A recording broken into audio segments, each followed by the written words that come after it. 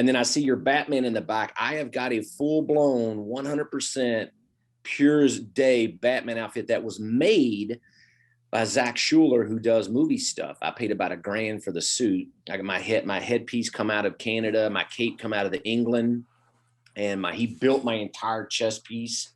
I mean, when I'll roll in, if you get on my Facebook, click on my view picture and you'll see me walking in. It was the first time I put the uniform on, and I did a birthday party for a 5-year-old. And I said, I'll do that. That's cool. Yeah. I go out and suit up. The guy that was helping me is an ex-Ranger. He's fucking zipping me up, man. I'm like, dude, hang on, loosen it up. I come walking around the corner. The parents did that turn. They went, their jaws hit the floor. I mean, I opened the door. Every kid went, they mobbed me.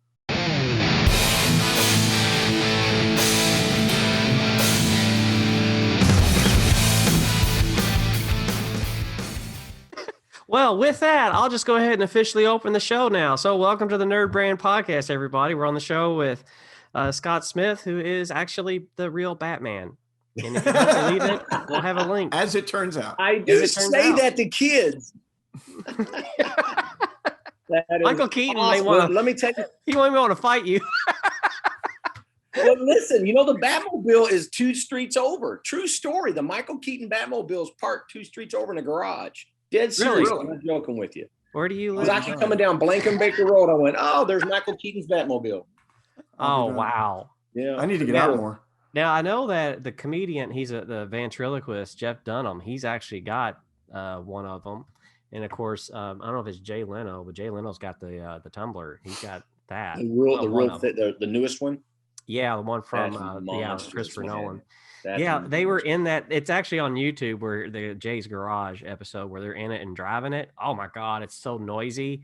You can even hear it like through the mics as they're talking, and it's like the clunkiest thing, right? Yeah. And he said, but the guy that was with him was like, well, this is the one they drove with, and then there's another one they jumped, and then there's all these things. So it's actually, when you see it kind of going around and jumping across stuff, that's actually happening. That's not CGI. That's crazy. Movies are amazing. Yeah. So, well, anyways, I'll introduce you, Scott. I'm really digging the combo. We could talk forever. This has been awesome. For the listeners out there, Scott, tell them who you are, what you do, and tell them about your business. Tell them and give us a little brief snippet of your story, because you started out with $385. Yes. My name is Scott Smith. I am the owner of Gracie Jiu-Jitsu of Kentucky. We're in J-Town. We're the J-Town location. We now are set on 3 locations. I was a corporate guy for 32 years. Interesting story how that all got transformed over. I did this as a side hustle, and you are correct. I took $385 and I started this in 2007, right when the Great Recession started to hit, and then I just kept rolling the money, and now this is what I do for a living. And I never borrowed a dime of money, and I've never pulled a dime out of my savings account ever. I just kept rolling the money, and this is what I do for a living now. And we're hitting the second, and I'm partners in a 3rd location as well. So we're just continuing to grow. We have 2, and I know you put out the shoe. We have well over 250 students. I think you had marked 100, but we're well over 250 now since COVID's kind of settled back down. People are coming in, and it's continuing to grow more and more. It's sniffing the 300 mark. Wow. Yeah. I mean, that's, the one thing like that I think that we're going to hear a lot of coming up is businesses and entrepreneurs that have made it through the pandemic, because it's not a great time to start a business. And we even have that story. I mean, we started officially in April of 2020, right when everything shut down. I mean, John and I were already starting to formulate around February, and then we got all the official, paperwork done at the end of February. So a lot of the reasons we didn't take any money is because we actually didn't qualify. We missed it by like 5 business days. If we had done it earlier, we would have been approved. We got approved for EIDL, but we didn't take that. I was like, I don't understand how you're supposed to pay this back and track all that. And 2020 was already a tax nightmare for our CPA, so I didn't want to make it worse. And then, but the PPP stuff, we never got that because I think the date was like February 15th, and we were officially on the paper for the 27th or something. And we just missed. It's like missed it by that much. So close. You were so close. Yeah. The PPP helped. It just took care of payroll. Everybody thought if you got the PPP money, it salvaged you. It did not. I mean, No. any small business owner knows that that if you don't save, like, I don't know where I got this overwhelming feeling. I wish I could tell you that I knew the pandemic was coming, but I did not at all. But in 2019, I just got this overwhelming feeling, and my wife can back this up. I kept saying, hey, we need to save money. Hey, you need to put money back, whatever she goes, we got to put it in savings. I said, we just need to save. So we started stockpiling a bunch of money, like a bunch of squirrels getting ready for winter.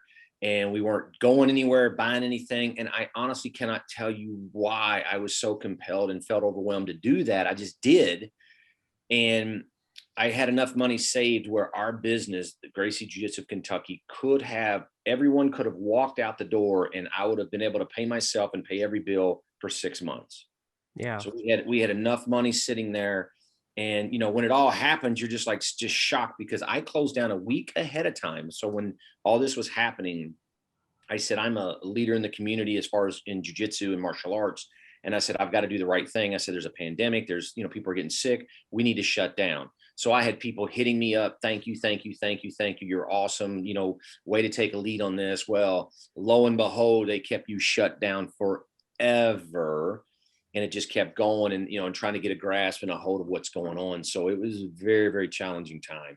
And by the end of the year in 2020, it got to where I couldn't pay my bills. Yeah. People were bailing. They're like, look, man, once they did that 3-week shutdown, the last time, they said, we're out. And I'm like freaking out. And, we made some adjustments and kept some people, and we were able to pay for our bills at the end of the month. So at the very end of the month, we hustled, and we got it done. And it was the hardest I'd worked every bit in five or 6 years. I mean, I was hustling. I was in here doing videos. I was in here doing Zoom classes. I mean, I was living in the gym, just trying to keep things going. And it was tough. Yeah. Yeah. And that's sort of the thing, like with everything that went on and still in some places going on, it's hard to figure out ways to kind of keep going when, you can't like have 100% be opened. Of course, now it was really funny. We went out last night and we're standing outside. We're like, do we wear masks? Do we not? Do we wear? Because all of us are vaccinated. And so we're like, yeah, but all it takes is that one, what they say, one Karen to like go, what are you doing? Not masked. And it's like, it's fine. I'm vaccinated. Prove it. Oh, well, I can print off that card at, Staples, but whatever. It's like, you're kind of like, how do you really? So we're all three of us are like, do we? No. Do we? It's weird. We put it on and walked in. We put it on outside, walked in the door, and looked around, and nobody else had one. So okay. Yeah, and then you look at all the staff at the place that we were eating at, and they were wearing them. So we're like, maybe no. It's just that big game of do you not? Because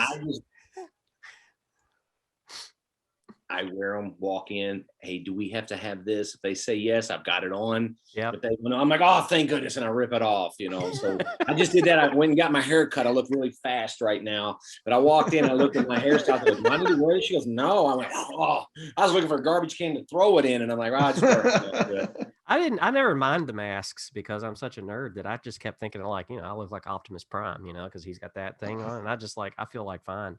But, after a while, I'm claustrophobic. I found that out after one of my shoulder MRIs. I'm claustrophobic. Yeah, imagine that. A jiu-jitsu black belt, claustrophobic. And I'm like, when I get to my face, I start going, and you're breathing. I'm like, I got to take this off. So I don't go anywhere. I go home to the gym, to the school, and back home again. It's like, that's all I want to do. Who would have ever guessed? I climbed out of the MRI machine. I told that woman, I said, get me out of here. And I'm climbing out of it. And she's like, hang on. She's pulling me out. I'm like, what just happened? Oh my gosh, I freaked out. I ran in the bathroom, threw water on my face. She goes, 10 minutes. We got 10 minutes and you're done. I laid back down. She tried to strap me in. I ripped it off. I said, I'm out of here. I'm sorry. And I walked right out the door. I'm like, wow. Yeah, when you get one of those panic attacks or whatever happens to you, you really don't know until you're in it or after you've done it. It's real. Yeah. I mean, it's my really, wife gets very uncomfortable in an MRI machine. And she uh, said it's not just the closed in part, it's the noises kind of come. There's kind of I've never been in one, but there's supposed to be like there's this banging sound or something. yes, it's Yeah, loud. and she says it was on top of being closed in, it was the noise, and it was just so unnerving. She said if she had to been in there much longer, she would have done what you did. She would have found a way out. Yeah. I Well, looked at the years ago, I woman. used I to looked at the engineer woman. that Said, "Am I stuff, going to fit in that?" I did. I said, "Am I going to fit in there?" And she goes, "Honey, I put a whole lot bigger people than you in there." And I'm like, "It doesn't look like I'm going to fit in there. It really doesn't. I don't you think I'm should gonna like fit in there." not all of them are made that way. I'm kind of shocked that they didn't like tell you, because there are some that have just they hang above you and it's completely open. Open MRI. That's what I had to Yeah. do. That's what I had And to do. yeah, and I mean, to me, I think that's a lot better. But I used to design and engineer medical equipment years ago, Oh, and so wow. I don't miss it. We did like we had this table that would lower, it was all the way down on the ground so that you could sit on it, but then we were like, well, no, they need to stand on it. So what it did, it would raise up and it would tilt at the 90-degree angle, and then you step onto it and kind of step back, and then it would lower you down, and then it would raise you up to where the overhead x-ray machine would come in. And so we had that whole get up thing. That table, everybody loved it. They thought it was a great innovative thing. This is like probably 2000. And but the trick of it was the actuators. Like, we had to go from hydraulic to electric because there was two of them in order to carry that weight. Because you got to think like, well, what if you got a 400-pound person, right? So these actuators had to be rated for that. So there's all this engineering math that goes into it, which is really funny because I failed math in high school. Go figure. And so we kind of got it, but then the actuators would go at separate times, or they would kind of lag behind each other. So this table was really more like a shaking machine than it was a table. An amusement park ride. Yeah. So I was like, oh, here's what an earthquake feels like. And then so I don't miss that at all, and trying to figure out the logistics of, how to design things and make things so that like open MRI had to come about, because people like you were like, we got people like jumping through this thing like it's a hula hoop. We got to get it open one done. So And I thank people like you because I needed that. yeah. Anyways, totally not on topic of characteristics of an entrepreneur, because that's what we're talking about today. But John, I think you looked something up that's rather interesting for the BrandBit. Did I? I think Did this is you? from one of our favorite brands. It comes up pretty often, Harley Davidson. Oh, yeah. Like every other auto manufacturer, they've launched a new line of electric bikes under a sub brand called LiveWire. And so it's kind of we talk about brand extensions, brand evolutions, brand dilution. So there's a lot of things going on here, but kind of tying it into the topic today, it's like, as an entrepreneur, and as a brand, you're always evolving. You've got to constantly innovate. You got to tap into new markets, develop new products. And so I thought it was a good one that fit today. Although, of course, nobody here is running a Harley Davidson type brand, but still the principles apply. When you release a new product like this, obviously the idea is revenue streams, new markets, but at the same time, more in line with what we talk about, gives your brand something to talk about, a reason to get PR, a new area to kind of develop content and social conversations around. So I thought it was a fitting topic today. Yeah, No, it's I also kinda- a comic book and- villain. Well, I it's think it's of me timely because of personally, it's so the. cool. Oh, wait, sorry. Who's Go ahead, first? Scott. Go ahead, Scott. No, go ahead. Go ahead. No, Go it just ahead, John. I just Go ahead, John. it was just particularly timely because of the the fuel disruption that we've had over the last week with the hackers hacking the fuel pipeline. The talk about electric vehicles is kind of timely that Harley makes that announcement. And I think this is like the second brand extension that Harley's put out there, because they have another one. I think it's called Buell, and it's less of a cruiser bike brand, more of a, pardon the expression, crotch rocket style.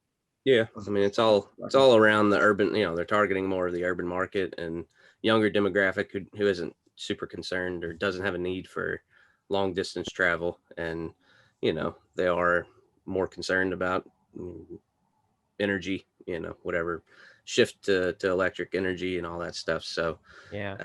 It's But the electric bike has to have the sound. Like Harley spent and I think they even patented it, like the exhaust to have that sound. So the electric bike, here's the sound. That was my thing too. Is like that was kind of the question that popped up to me. We've talked about brand dilution. Like when you think of Harley, you think rugged, tough. Yeah. They've tried for years to get the woman audience, and they have been fairly effective at that. But it's still manly, and masculine. And I don't particularly care, but I think you do introduce the electric line into that, and it doesn't dilute what Harley Davidson is, kind of at its core. Yeah. I don't know. That's to be determined. Well, I think to your point, and I'm impressed that Harley's doing that, because as an entrepreneur and a business owner, we remember places like Sears, gone. Mm-hmm. We remember places like Toys R Us, gone. They failed to make adjustments, right? They failed to make adjustments to what the trend of the industry is doing. Yeah. So even like myself right now, I'm not really, really big about putting myself out there on YouTube and all that stuff. I'm just not. I try to build my empire and grow my school from within, but everybody's got that platform. And Harley Davidson electric is coming. I mean, it's coming full steam.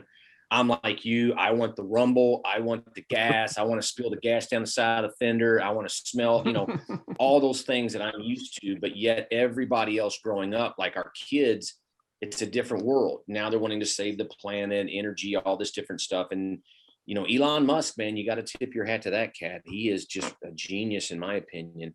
And he has got it going full steam ahead. Mm-hmm. And with Harley doing that, they know what their future lies. They're not going to be sleeping. And that's, as an entrepreneur, as I'm sitting here at my desk, I often wonder what's going to be the changing tide in the martial art business, right? Because you've got so many things that you can do. There's so many online services that you can offer. There's so many different things. What's it going to be in 20 years when we look at these phones? I mean, think about it. Our grandkids will laugh at us that we carry this around. What's the next step? I don't know. Right. But there's going to be something so cool that they're going to joke that you carry this block around. What'd you carry that around for? And you're like, man, that had everything in it, Mm-hmm. So for Harley to do that from the brand perspective, man, I tip my hat to them. Those guys will be here for the long haul if they continue to think like that. Yeah, it's the battery technology. The battery technology just keeps getting better and better, and that's really like one of the keys to it. I mean, even with your phone, the battery technology in that is not what it was when the iPhone first came out in 2007, which is hard to believe. It's only been 10 years or so, or a little over 10 years, right? So, but Elon and what he's doing, and their batteries and how they're designed, it's kind of like a Lego system and how they put them together. And of course, the wheels and the axles, there's no axle or wheels, they're actually turbines. So they're charging as it's going. So it's trying to find that way to, build smaller, better, and still provide that. It's like, I keep thinking about, it's based on a book, but there's like this 80-year cycle where things happen, and every generation is like 20 years. And so after 80 years, big events happen and our society sort of gets a reset. Right. Like between if you go between the Civil War and World War II, it's about 80 years. You go between the Revolutionary War and the Civil War, it's about 80 years. So after World War II, we're coming up on 80 years. And, what I would call the builder generation is World War II generation. Those guys, they were the ones that were like, they were on that high, they saved the world. I did it. I saved the world, just like a Mario game. And then, you get like the boomers, and we've seen all that. And then you got my generation, Generation X, which is where Elon Musk comes from. We're like nomads. What's Elon doing? Building things to take us better and faster from point A to B. And so now you got the millennials and Gen Z after that. We don't really know what Gen Z is going to do, but, the millennials are typically artists, they're typically, So it's like you see it. And so now we're like in that final phase after 2008, like when you started, your school and all that happened in the Great Recession.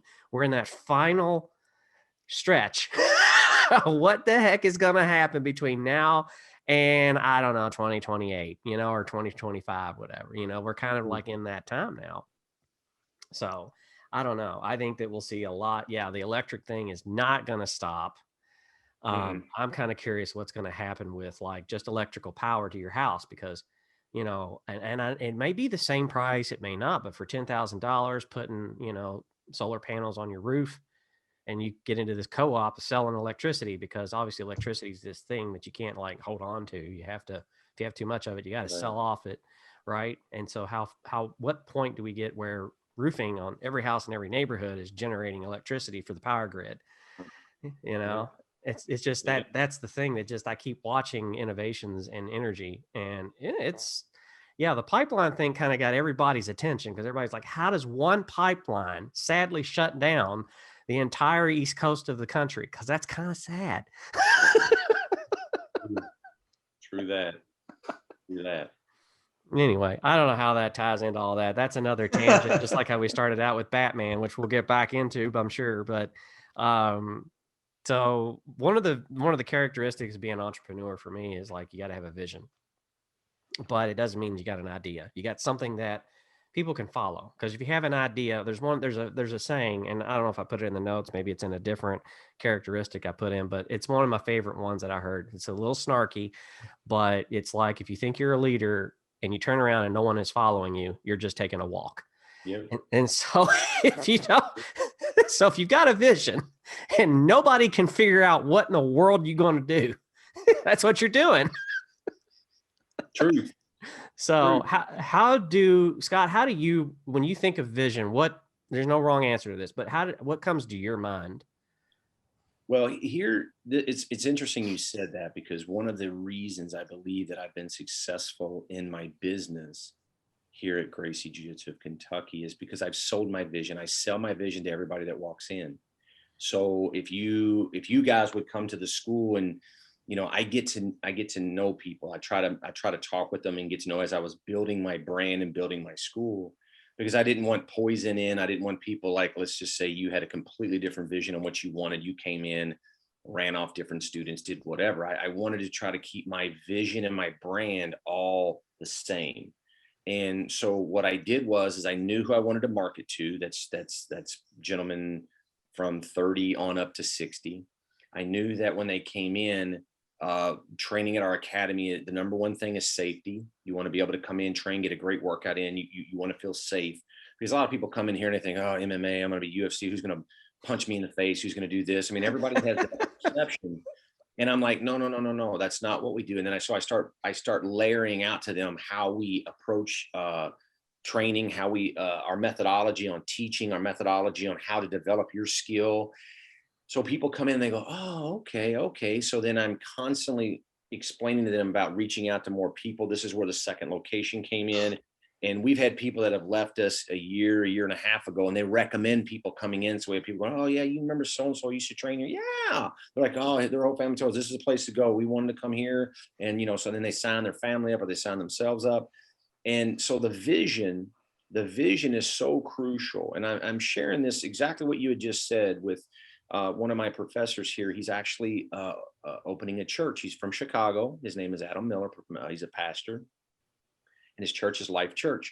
And that's what I shared with him. I said, Adam, you've got to share your vision every time someone will listen, because people want to follow when you're doing well. They want to follow you.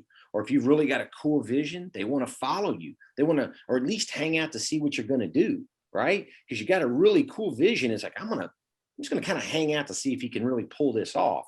And then when you do, they're like, oh man, I'm with you, dude. Wherever you go, man, I'm with you. And I've had them say that to me, like, man, I appreciate that. So then I start visually looking at what they want. Then I say, hey, John, I know that you're looking at doing a podcast. Like, I have a great podcast. I want to keep the family together. I will help you at any point in time you want to branch off and do your own podcast, or you want to get started doing something else. So I start laying those roots out to these guys to make sure that I don't build my complete opposite, which is my competition, and they park down the street from you and they start trying to take your students because they're in here and they know everybody. Mm-hmm. So, you know, building the brand and the vision, that's something that it's a constant, nonstop approach to talking to new customers coming in. This is how I teach your kids. Parents, love when I sit there and explain to them how we layer your kids out, like in school.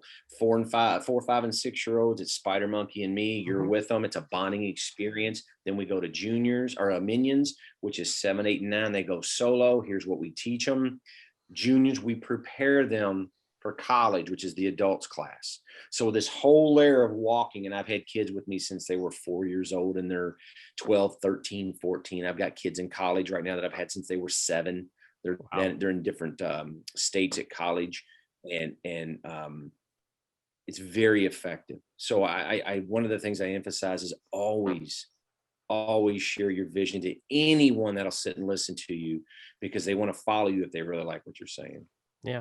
I think that brings up something interesting, and that's, Scott, you have the ability to articulate your vision, because it's one thing to have a vision in your mind and understanding for yourself what that vision is, but being able to articulate it in people in such a way so that it's alluring, that it's desirable, that it has those qualities that make people want to be a part of it. And I think part of that's you're very sincere about what you do.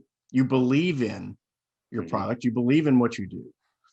So you evangelize essentially of that message, and that just has a natural kind of it has a contagious effect with people. So it's you need to have the vision, but you have to do what you do apparently so well, that you have to be able to articulate your vision to people in a way that is attractive and makes them want to become a part of it.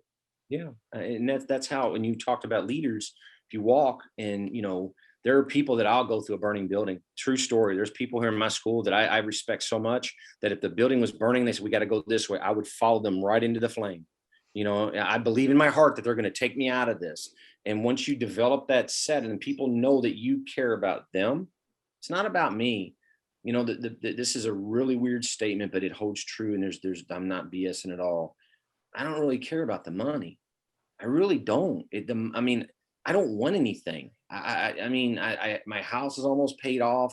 I just put money back for retirement. And I'm doing better than I've ever done in my entire life. And I don't even care. I don't even care about the money. The money's like, it's all secondary, right? It's like, whatever. I care about impacting lives and building my empire, building this thing that people want to be a part of, and they want to come and say, hey man, this is so cool. And I've never really felt this. And wow, man, when I come here, it's different. You can go on my Google reviews and read. These are things people from out of town say. I came from out of town. These people treated me like family. I just met them for the first time. They treated me like family. The guys are super cool, great jiu-jitsu. And this is the kind of message you want to send out. So people all want to kind of come here and say, hey man, this is kind of cool, Yeah. Well, you're building a legacy. And I'm just using you as an example.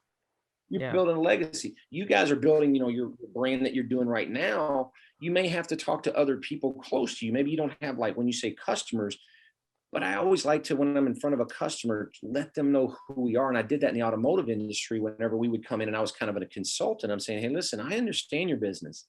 I can tell you probably what you're doing just by the number of employees you have here, by the number of cars you've got on the lot. I know what the average RO is. So when you dive into something that deep, they look at you and go, okay, well, this guy's not full of crap. He understands my business. But then you start talking about how you can help them, right? So this is what we're bringing to you. So guess what I want to do? I want to tune in. I want to listen to what you have to say, because everything that you say is resonated with me. You're hitting that spot to where it's like, that's interesting. Wow, I didn't know that. I didn't know this. These guys are going to be big time at one point. Everybody starts somewhere, and then we just start to gravitate and go up, especially when we have the vision, and then we have our brand clearly defined, and we know exactly where we want to go. Right. Yeah. The tail end on that is like, and we're kind of dancing around it, but the next one is for me that I put on there was discipline, having the discipline. Because when you say that you would follow the person through a fire because you trust that person as a leader, quite often, people hear that and go like, that's crazy. I would never follow them through that. I would never do that, because that's just going to lead me down to that path. That's when the rubber meets the road, because it's really easy to say, I'm dedicated, I'm disciplined to this, I'm going to do this. But then when it gets tough, are you really?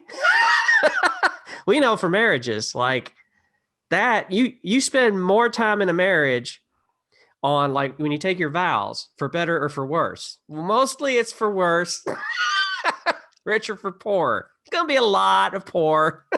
Sickness and in health. There ain't not much health. You're always going to end up dealing with that. And that usually leaves, of course, a lasting mark, because you remember that trauma. But, a leader will take people through that. They show them that, there's an end to the tunnel. There's a light coming. It's just keep there, stay with it. And that's kind of what I was sort of going through with the discipline. But I wanted to put on there, like, I don't know how you all feel, but I've never really, like, 100% bought into, like, if you're disciplined and an entrepreneur, you got to get up at 4 a.m. and go to the gym and do all these things. And I'm like, I would be napping by 8 a.m. I would just be done. Right. Yeah. Well, I mean, there's, I'm not a huge fan of the hustle culture, as they call it. I mean, there's working hard, and then there's kind of working stupid. And there's a thin line. Honestly, it's easy to kind of get obsessive about what you're doing, and if you have that vision, it's addicting when you start to see it come true. And it's like it's hard to know where to draw that line on, obviously your health, your personal relationships. But, I've also heard entrepreneurs say, I followed my business and it cost me my relationships, and I'm okay with that. So it's kind of like, it's a very personal, subjective thing. But at the same time, I don't think we want to advocate for working yourself to death. But at the same time, we talked with you in the pre-interview, Scott, about what it took for you to get where you're at today. And to me, that's inspiring as an entrepreneur, as somebody who's Jason and I and Mitch are trying to do the same thing. We're pushing through the tough time and trudging through the, a pandemic and kicking a business off the ground. But to me, I thought your story was, the one you shared, and I think you should share it here, because I think it's something that people, especially right now, need to hear with the year that they've had. Sure. Yeah, agreed. I when you were talking, I call it work smarter, not harder. And that's the philosophy that I lived by, even in the automotive industry, because a lot, to your point, I believe wholeheartedly, you've got to have a healthy relationship with your family, healthy relationship with your health, healthy financial relationship, meaning I worked 2 jobs, right? To get mine off the ground, I was grinding somewhere else and coming here and hustling at night. And thank God I did, because I got let go, right? And then spiritual. I mean, I was missing that for a long time. And so for me, that was a missing link that helped me out immensely. And, I went through some family tragedy about a year ago. My brother wound up taking his own life. And it's like, these things will pull you. You're an entrepreneur, you're running. Life still happens over here. Mm-hmm. Still happening. Not everybody's on board with you. They're doing their thing. And then also when it happens, you got to stop and you got to turn, you got to deal with it. Right. Mm-hmm. Well, then this doesn't quit, because the stone's turning. It's going Mm-hmm. down the hill. So you got to chase it and grab it and do whatever. But for me, when I put forth that effort of trying to get to be an entrepreneur, try to become an entrepreneur, I failed. And I think I shared that with y'all earlier. This is how it all started for me. This is where, when I say my mindset, this has all worked for me, but my mindset happened when this happened. And I took money out of my home, as we all do. I'm going to take a second mortgage. I'm going to buy a business. I went online. I found the business. It was a tanning salon. My wife was glowing. She's going to be a salon owner. We go in, and every single ounce of everything that happened there was wrong. My gut told me, and I'm sitting there going, this is not good. This is not good. This is not good. All right, I'll take it. And it's like, oh, what did I do? Right. So I could go down the entire line of everything I screwed up on, from the lease all the way to getting out and selling the business. Right. So I go there, and we did not make one dime for 2.5 years. And we worked 12 to 16-hour days. Now, when I'm saying that, I'm taking my son, passing him off to my wife as I'm working a full-time job, going in just to relieve her 7 days a week.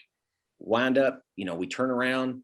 I finally said, I went to a friend. He looked at the P&L. We're going to end it. So I was $35,000 deep in it, sold as much as I could. I still owed debt. And the leasing company said, nah, the person you sold it to, you signed the lease. So we're holding you accountable for another 2.5 years. So I was accountable for another 2.5 years for her business. So I'm stressed, because if she defaulted, I'd had to pay every month. They would have wanted their money. So when I started my school, my son needed to go to college. I didn't have any money. I had child support. I had all this stuff going on. I said, I'll start a club. I took $385. I bought yard signs, prepaid phone, and 1 month's rent at a church. I got 13 people, took that money, paid whatever I needed to pay, more advertising, got more people, had an opportunity to move to another building. I did. Wound up getting more people, wound up taking that building over. Then we got up to like 70 something people. And right at the heat of the recession, I noticed people were driving from Louisville out, and it was getting less than people were leaving. I said, we're going to go under. I said, I'm going to have to make a change. So I said, let's look in Louisville. And it was amazing. Everybody called you back. You looked at a building, they're blowing your phone. I'm like, wow. I mean, I could call right now. I could go around and probably they wouldn't call me for maybe a week. They were calling you within the hour. Hey, here's what I got. Here's what I'll do for you. And I'm like, this is crazy. Well, I didn't find anything. Finally, I found 2,500 square feet. We walked in and we took it. Now, keep in mind, when I did this, I had all the money that I made in Spencer County. I just put it in a savings account. I never spent a dime because I had a job. I'm hustling. I put all the money in the bank, walked in, I paid all the build out, bought all the mats, did everything, paid cash, boom. So Dave Ramsey 101, everything was paid off, right? So we go to about 120 to 30 students. We're sardines in there. I mean, it's literally sardines. You're walking down the hallway and you're having to turn sideways, people, going in and out. And the next door became available mid-lease. We were in our third year. It became available, 4,000 square feet. And my landlord said, hey, I'll do the build out, which I didn't understand why, but he was selling the building. It's easier for him to get rid of the 4,000 square feet and rent the 2,500, which I didn't care. He come in and did the build out. And I'm like, oh, so I'm thinking I'm going to put a curtain down the center and 2 classes. Well, the first month I've got parents going, you need a bigger boat. Kids are from one to the other. And I'm like, oh my gosh, man, what am I going to do? I mean, kids were just rolling through the door. Adults, we'd have 40, 50 on the mat. And so we were very, very blessed. And everything that we purchased, and we've got a very nice facility, everything that we purchased, bought, paid cash for. Just paid it off. All while I worked for a company that I worked for a family for 28 years. I was in that industry 32 years. And they literally called me in. I did not even see it coming. They called me in and they let me go because a bigger company bought our smaller company. So they trimmed out middle management. So when I talk about coming to Jesus, it was like, oh man, what am I going to do? And you were talking about the grind. And I know you had made a comment about, not liking the hustle. When your back's against the wall, that's different. Mm-hmm. So I had a non-compete clause that I signed, and I contacted my attorney, and he goes, oh yeah, he goes, we can win that. He goes, it's going to cost $15,000. You got it? And I said, Anthony, I don't think I want to pay 15 grand. I don't even know if I'm going to stay in this industry. He's like, call me if you need me, man. 15 grand, we'll get you out of it. I'm like, oh. So I looked at my wife, and it's good to have a partner, but I looked at my wife and she said, we can do this. She goes, we can do this. So I look over because I just talked to a gentleman the other day. I have a pillow sitting on my rack. And I slept on those couches out there. I can't tell you how many times I get up at 8 a.m, travel in, do private lessons, teach noon classes, go grab a bite to eat, come back to the couch, grab the pillow, go to sleep. My wife would wake me up in an hour. I'd get back up, get dressed again, and all the kids would just start flooding the school at 5 o'clock. And I would teach all the way and get home at 10:30 at night. Driving through my subdivision, looking at all my neighbors watching TV as I'm driving in, going up, get back inside the house, eat dinner, crash, get back up, back at the school at 8 o'clock, doing private lessons again.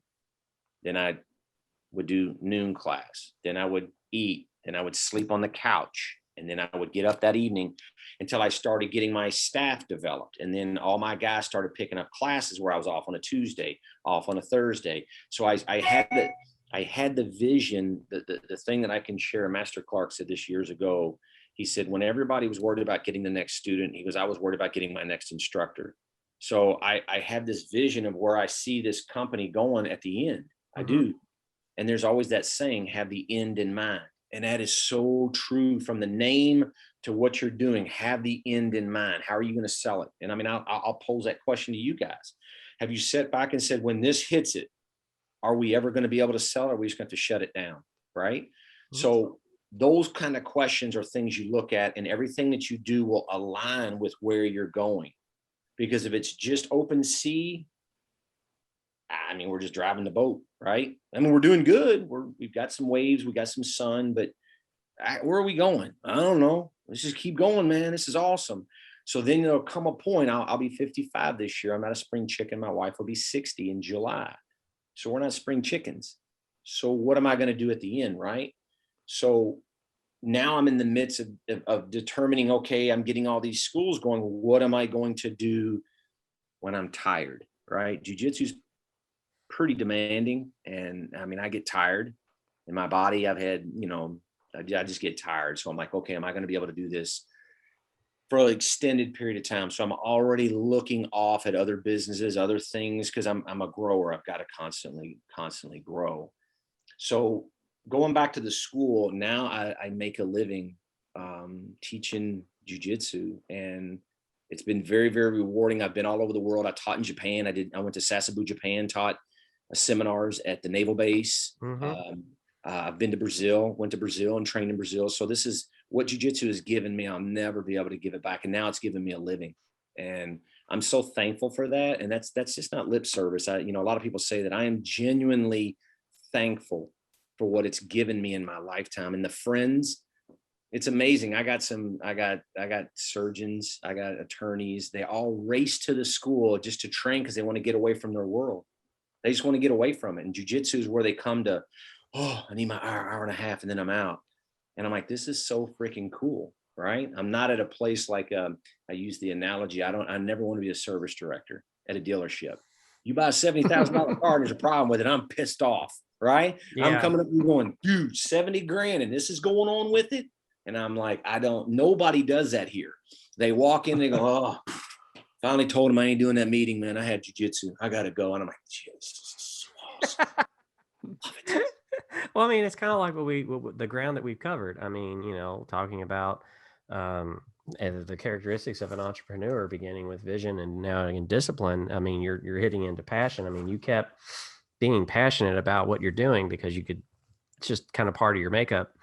But you're not. I've met some passionate entrepreneurs to the point where I'm like, oh, whoa, okay, tone it down, stop yelling at me. You know what I mean?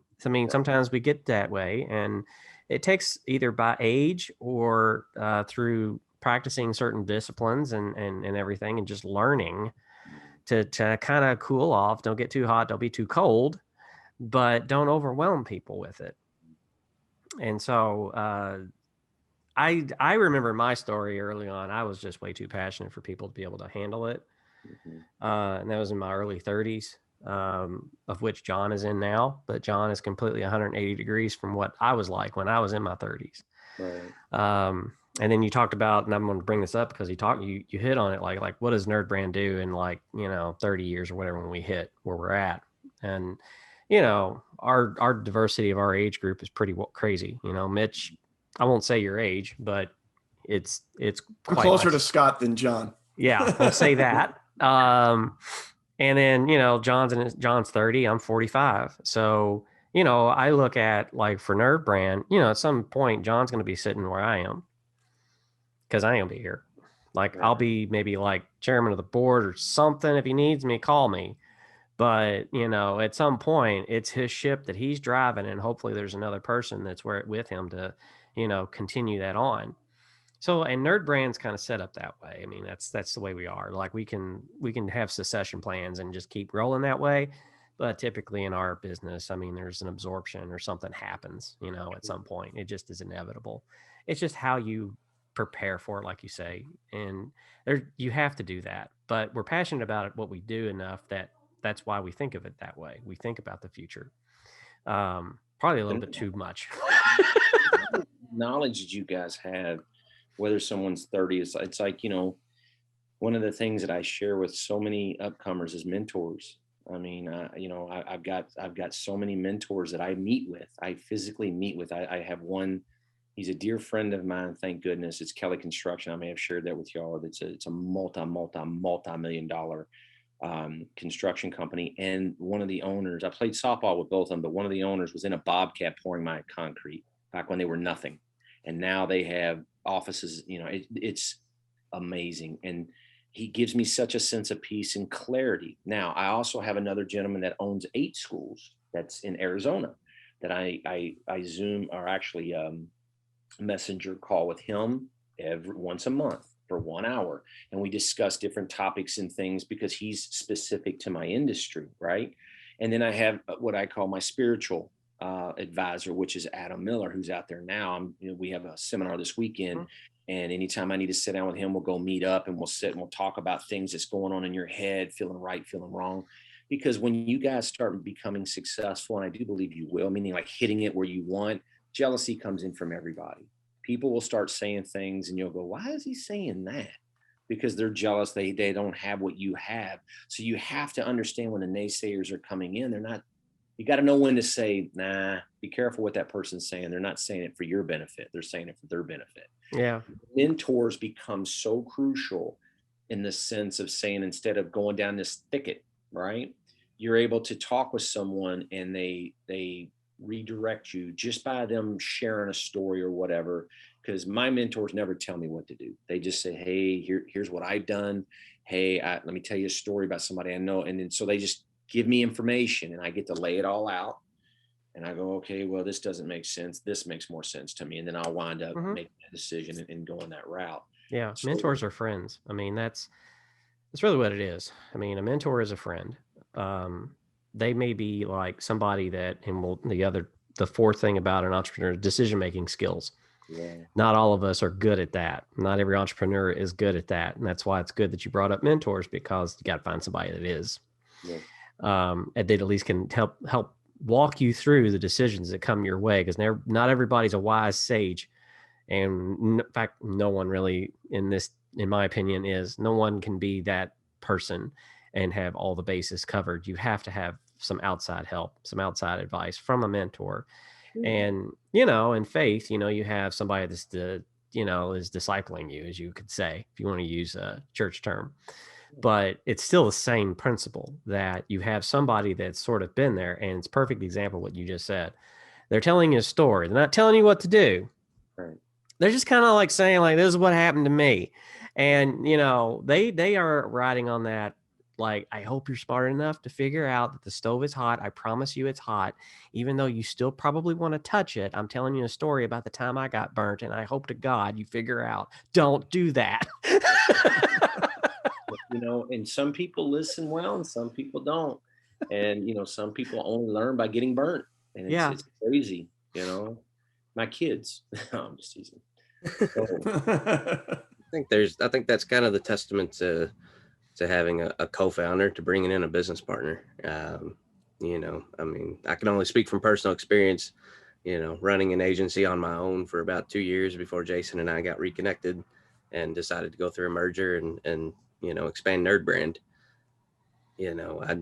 I'm not a quick decision maker. I'm an analytical, thinking the micro details kind of guy, which is necessary. Nothing wrong with that. Yeah. And bringing Jason to the table, it added that extra layer and that evolution of, this is how we're going to scale. We're going to hire this person. We're going to do this. We're going to do that.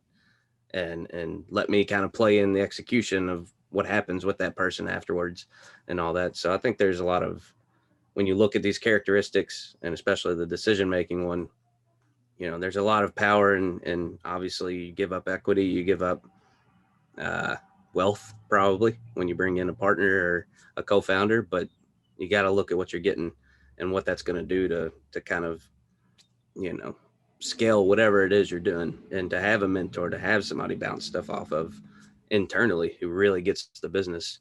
I don't think you can overstate the value of having kind of a co-founder, a partner, and at worst, a mentor who's outside the business kind of helping you just make decisions. Yeah. Hopefully they got a good sense of humor, because, fart jokes are always funny. I don't care how old you are. A fart joke, a really good one, it's hilarious. and a fart. I mean, you can do the most untimely thing in the world, and it's hilarious. Nothing's changed since grade school. I'm like, this is just awesome. Well played, sir. That's how you be an entrepreneur. Yeah, I had a mentor that I met with when I was going through school, and I was one of those adult learners. So I graduated in 2010, yada yada, whatever. But I met with him at a McDonald's on Breckenridge Lane every morning, and man, he was a great guy. But he's a PhD. Now his background was New Testament theology, so he had a Bible that was like English, and the other half was the Greek. So being a PhD, being an actual scholar, I shut up and I listened a lot. But I was just amazed at how he would joke and share and the things he would say, because you would just sit there and go like, but you're head of the mission board, Shelby County. Like, what did you just say? Because he would just kind of come in with these little quips just to kind of break up the seriousness, because and I find that to be a good thing in a way to, when you have a conversation, it's got a lot of levity to it. Try to remember to keep that humor, because, I mean, at the end of the day, you're going to go home to hopefully a family, to people that love you. So you don't want to go home in that mindset of always just being on. And part of that will affect your decision-making skills. If you're always on and you never step away, you just never take a break back or break away from that tunnel, you really can't see the big picture. You really can't see everything that's going on around you. And, mentors and other people, they're really good at that. They're really good at helping you, like, okay, whoa, hold on, take a look around. I agree. Perspective. Yeah, it's all a perspective. It's all opposite. And I mean, that's the value of having somebody, either like with NerdBrand, where you and Jonathan, or somebody can kind of come in from the outside that sees things from a completely different perspective. They can see things in a way that you can't, because you're in. I mean, in Scott's case, he's got outside mentors because they live outside his bubble. Mm-hmm. When you're in, and it's the same conversation we have with clients. The value we bring to the table is we help them see from the outside of the bubble. Well, that's what a mentor does. You're dealing with the day-to-day, getting the work done, the internal issues, the internal problems, the internal tasks. You need somebody who can stand outside and see the whole ball of wax, because you can't. And say, well, have you considered this? Or have you thought about this? Because that's not top of mind for you. Keeping the gears turning is top of mind for you. Right. Yeah, we've got a couple that are like that, and they're like you said earlier, Scott, their back's against the wall. So we kind of understand. But even when your back's against the wall, like, your back is going to stay against the wall if you don't find a way to kind of get perspective. Because it really is something that, it's a horrible place to be in. We know that. John and I have talked about like how we don't want to get there. Right. We don't want to do like websites for the price you see on Upwork, because there's no money in that, and the client isn't properly served.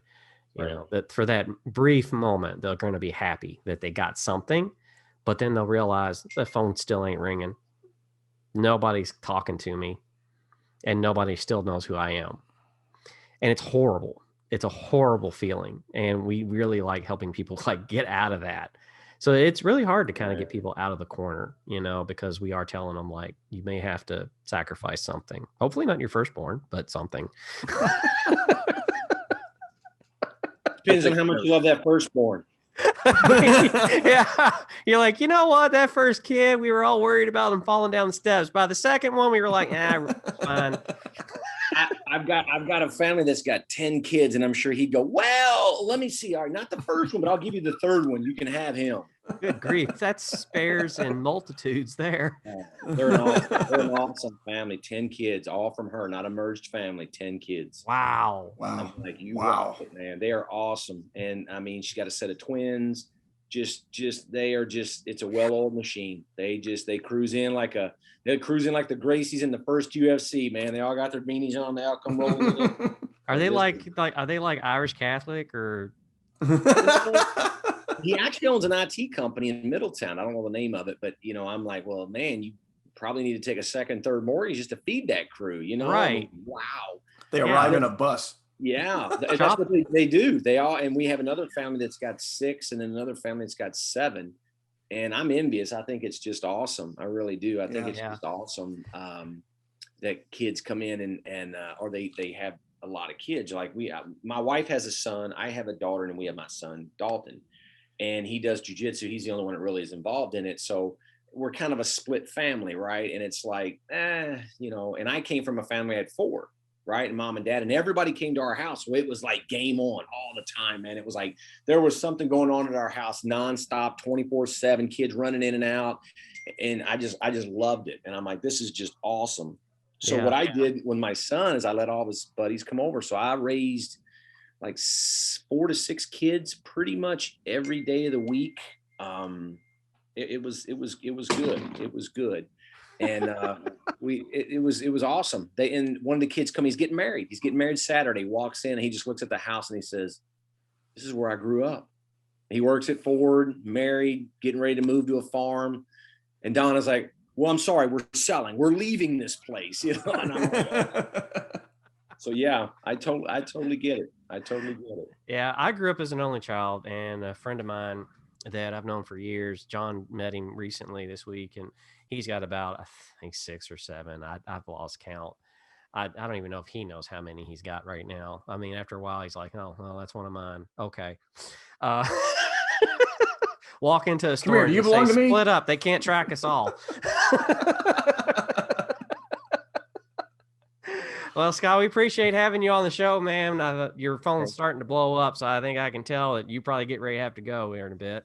But we really appreciate you being on the show. You guys have been awesome, man. I wish you guys nothing but the best. This has been an awesome conversation. If y'all get bored, hit me up. We can just have a conversation. This was fun. Yeah. For the show, tell people like what you would like. Where can they find you? Web address, social media. Like, where do you want to? It's your time to plug something before we go. Yeah, we're in J-Town at 11461 Blankenbaker Access, Gracie Jiu-Jitsu of Kentucky. There's another one that's named similar, but ours is Kentucky and J-Town. And we're also located in Shelbyville. You can find us at graciekentucky.com, and you can find us at Gracie Jiu-Jitsu of Kentucky on Facebook, and Gracie Kentucky on IG's Instagram. That's pretty much the media stuff that I deal with. So, and we answer the phone. We're always pronto. I mean, if you leave a message, we get back. We're very, very pronto with that kind of stuff. So, this is what we do. You know, we'd love to have you guys out. If you guys are ever bored and want to check jiu-jitsu, please, by all means, come out to Gracie Jiu-Jitsu of Kentucky. We'd love to have you. Yeah, if I walk into your school, you'll know it. You'll be like, that fat guy over there. No. That guy's going to get killed. We don't have big enough belts for you. Go. Just head back out and go back to the Taco Bell. You came. Exactly. No, sir, you looking for Subway? Right next door. Yeah. You need to go to Subway 6 months, then come back and we'll see. Go easy on yourself. Yeah. Well, thank you guys, man. You're all awesome. Yeah. All right. You take care. And everybody out there, yes, look him up. Go visit his stuff. Check us out at NerdBrand Agency everywhere on the social media. Go to YouTube, like, subscribe on this video. Check out the podcast. Subscribe to it at nerdbrandagency.com/podcast. And everybody remember out there, keep your nerd brand strong.